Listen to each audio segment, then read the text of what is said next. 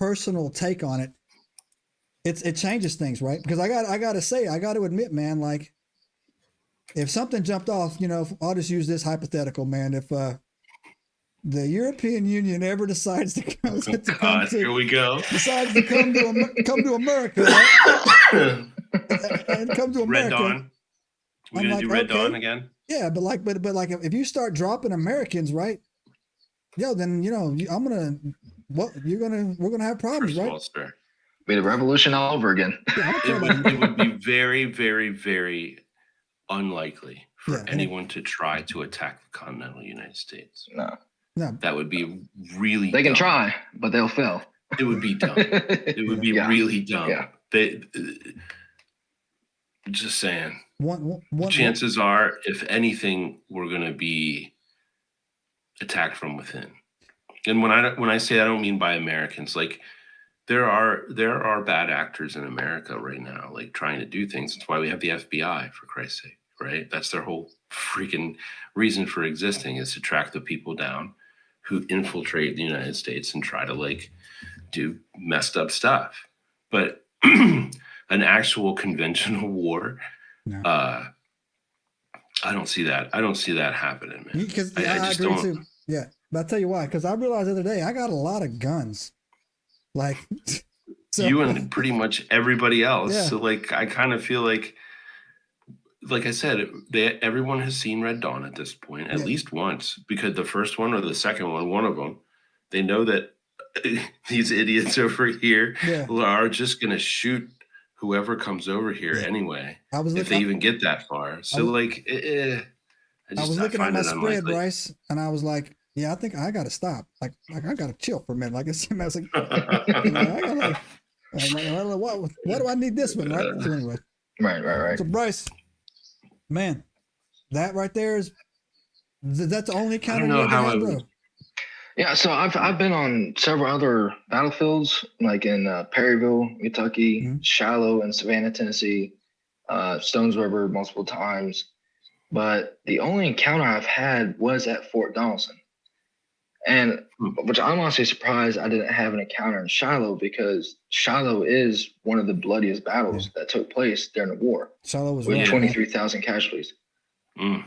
And we actually camped out in one of the bloodiest fights in that area. And so in Shiloh. Nothing happened. No. And there's a sunken road that was part of the battle. Because you have one in Antietam and Maryland. But then we have several sunken roads, but you have one in Shiloh, close to where a gun battery was located. And we actually, at night, this is actually at night, me and a few of the other guys, just walk down the sunken road, basically, to look at the paranormal. Right, to see if anything would happen. Yeah, but it was like, I felt. Yeah, sure. Were you in uniform? I was in uniform, yes. Okay. I was just curious because recreate the conditions, right? Yeah. It's like I felt, like something was watching me and stuff, but nothing. And still one of the bloodiest fights. It's actually called the Hornet's Nest. Yeah. If you ever get a chance to look it up, look up, the Battle of Shiloh and stuff, and look at the Hornet's Nest, the area I'm talking about. You'll see why it's called that. It sounds familiar. It's been a long time since I've looked at anything Civil War related, so you have to excuse my ignorance on that one. But you're good. I do remember Shiloh being one of the big, Shiloh and Antietam being a couple of the big, bloodier battles. Oh yeah. All right. So the things that I've heard coming out of Gettysburg, though, like I've heard people going out there at night and just kind of walking the trails, because there's I don't know if you've been there, but there's like all these kind of little trails and stone walls and little battlefields everywhere. I've been there. I went there years ago, in 2013-ish, 2014. So people report all kind of crazy stuff.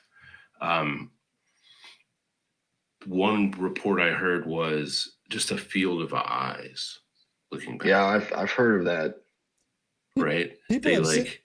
People have submitted videos from Gettysburg, dash cam videos I didn't. Like I said, I gave him a T-shirt. It's like, hey man, you know, it's give him a T-shirt. It's not my thing, man. Paranormal's not really what we dive into to get into that level. I'm not a ghost hunter by any means, right? But you could see full blown apparitions like appearing like in the woods around cannons. I guess they have have cannons out there or whatever still that they were looking at, right? And I'm like, yeah, there's man. Ghost tours and stuff all the time. Yeah. Like you can go on ghost tours through Gettysburg and stuff. Like, so let me throw this question out here for you guys here. So Jay, let Brice go, and I'm gonna have you give your input on this as well. So Brice, tell me, what is it? What is it? Do you think causes the ghost? What? Because obviously, it's not very. It's not like Lord of the Rings when he went to the mountain. There's like 2 million ghosts in there or anything like that, right? What do you think causes that apparition? What do you think that is? There's a lot that can actually cause an apparition, like a trigger object. So let's say if I have my rifle or if I'm wearing my uniform, so if I can trigger it. Storms can actually conduct energy off of that.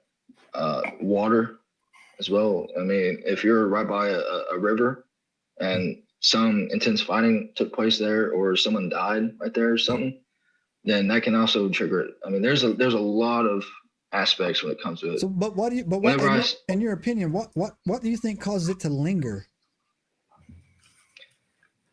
Or is it lingering though? That's the thing. Is it lingering? And that's the thing. I mean, it could be. Right. I mean, if you die in that spot and you can't find your way out, basically, or if your spirit can't find the way out, or if you're just trapped there and you have a emotional attachment or something, right, then you very well could linger there for a while until you're hurt, basically.